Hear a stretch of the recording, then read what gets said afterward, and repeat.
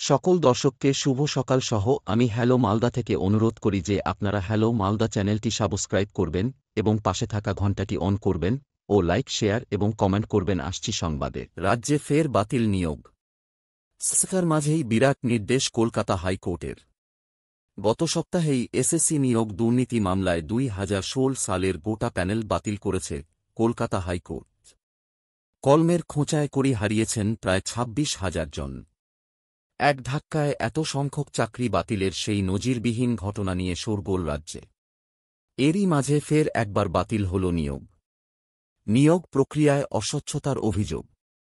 আসানসোলের কাজী নজরুল বিশ্ববিদ্যালয়ের development and planning officer পদের নিয়োগের গোটা প্রক্রিয়া রদ করল হাইকোর্টের বিচারপতি কৌশিক চন্দ। পাশাপাশি শুক্রবার এই পদে কর্তব্যরত অফিসার মহেশ্বর মালদাসের নিয়োগ বাতিল করেছেন বিচারপতি। জানা গিয়েছে, ডেভেলপমেন্ট অ্যান্ড প্ল্যানিং অফিসার পদে নিয়োগের জন্য 2019 সালের জানুয়ারি মাসে বিজ্ঞপ্তি জারি করে কর্তৃপক্ষ।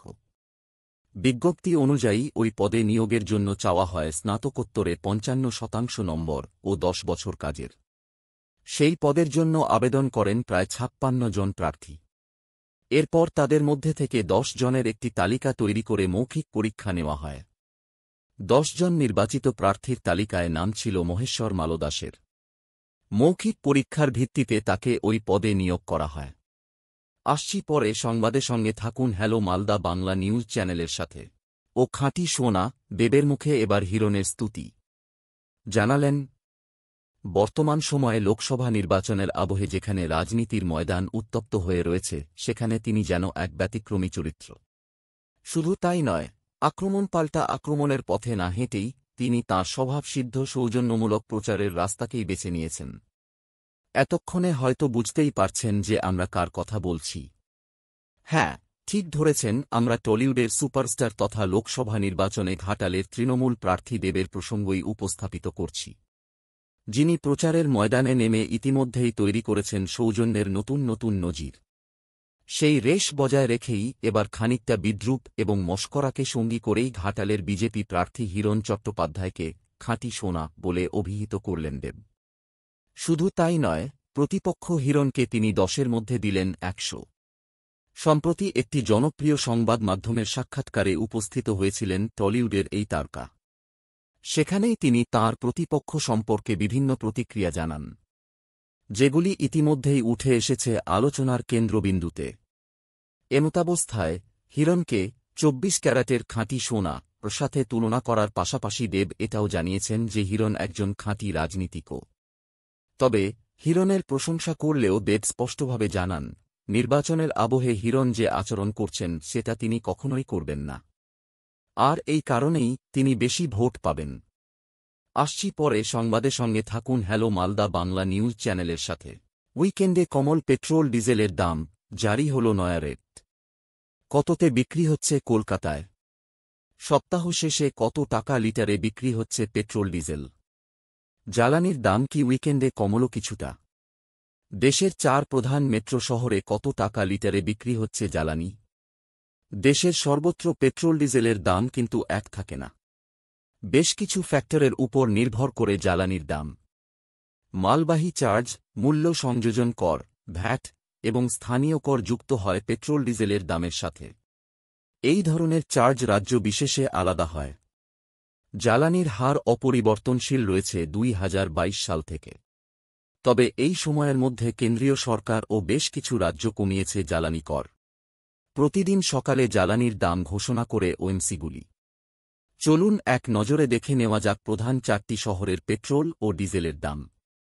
নিউ দিল্লিতে আজ পেট্রোল ও ডিজেল প্রতি লিটার বিক্রি হচ্ছে 94.72 ও 87.62 টাকায়।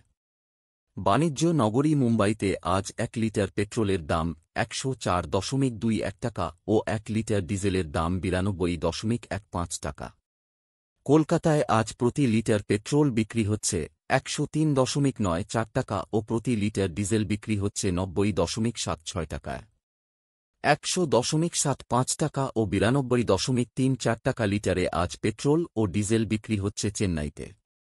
আসছি পরে সংবাদে, সঙ্গে থাকুন হ্যালো মালদা বাংলা নিউজ চ্যানেলের সাথে। এটা রাজ্যের অভ্যেস হয়ে গেছে, আর সুযোগ দেব না, রুল জারি করল কলকাতা হাইকোর্ট।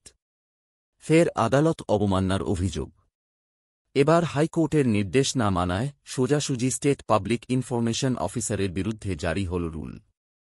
আদালত অবমাননার দায়ে শুক্রবার স্টেট পাবলিক ইনফরমেশন অফিসারের বিরুদ্ধে রুল জারি করলেন কলকাতা হাইকোর্টের মহামান্য বিচারপতি সব্যসাচী ভট্টাচার্য। ঘটনাটা কি? আদালত সূত্রে খবর, পুলিশের সাব ইন্সপেক্টর নিযোগ পরীক্ষা সংক্রান্ত কিছু তথ্য জানতে চেয়ে তথ্য জানার অধিকার আইনে আরটিআই করেছিলেন মামলাকারী অভিজিৎ গুপ্তা। তবে সেই তথ্য প্রদান করেনি রাজ্য। আদালতের নির্দেশ আগামী 7 দিনের আরটিআইয়ের উত্তর দিতে হবে। তবে আদালত করা নির্দেশ দেওয়ার পরও তা পালন করা হয়নি। এই অভিযোগেই দায়ের হয় আদালত অবমাননা মামলা। সেই সময় অর্থাৎ গত 2022 সালের সেপ্টেম্বর মাসে রাজ্যের পাবলিক ইনফরমেশন অফিসারের পদে বহাল ছিলেন আইপিএস ওয়াকার রাজা। আসছি পরে সংবাদে, সঙ্গে থাকুন হ্যালো মালদা বাংলা নিউজ চ্যানেলের সাথে। 1 মাসেই সোনার দরে 3000 টাকা পতন। বিয়ের মরশুমে খুশির খবর, কততে বিকোচ্ছে রূপো। সাধারণ মানুষকে স্বস্তি দিয়ে বিয়ের মরশুমে কিছুটা সস্তা হল সোনা। 700 টাকা করে 22 ও 24 ক্যারেটের সোনার দাম কমল। এর ফলে 10 গ্রাম সোনার দাম এখন 75,000 টাকার নিচে। এই নিয়ে হলুদ ধাতু চলতি সপ্তাহে দ্বিতীয়বারের জন্য সস্তা হয়েছে। সোনার দাম গত 12 এপ্রিল উঠেছিল রেকর্ড দামে। সেদিন 10 গ্রাম সোনা বিক্রি হচ্ছিল 73,958 টাকায়। 10 গ্রাম সোনার 12 এপ্রিল থেকে আজ পর্যন্ত দাম কমেছে 3,300 টাকা। ইরান ও ইসরায়েল যুদ্ধের আবহে গত মার্চ মাসে বিশ্বজুড়ে সোনার দাম ব্যাপকভাবে বৃদ্ধি পায়। সোনার দাম বৃদ্ধি পেয়েছিল ভারতেও। যুদ্ধের আঁচ কিছুটা কমায় ফের একবার সস্তা হতে শুরু করেছে হলুদ ধাতু। আসছি পরে সংবাদে, সঙ্গে থাকুন হ্যালো মালদা বাংলা নিউজ চ্যানেলের সাথে। ক্ষণ ধরে হ্যালো মালদা থেকে বাংলা সংবাদ দেখার জন্য অশেষ ধন্যবাদ সকলকে। সর্বশেষে চ্যানেলটি সাবস্ক্রাইব করবেন এবং বেলঘণ্টাটি অন করবেন। লাইক, শেয়ার এবং কমেন্ট করতে ভুলবেন না। সংবাদ আপাতত এখানে শেষ করা হলো।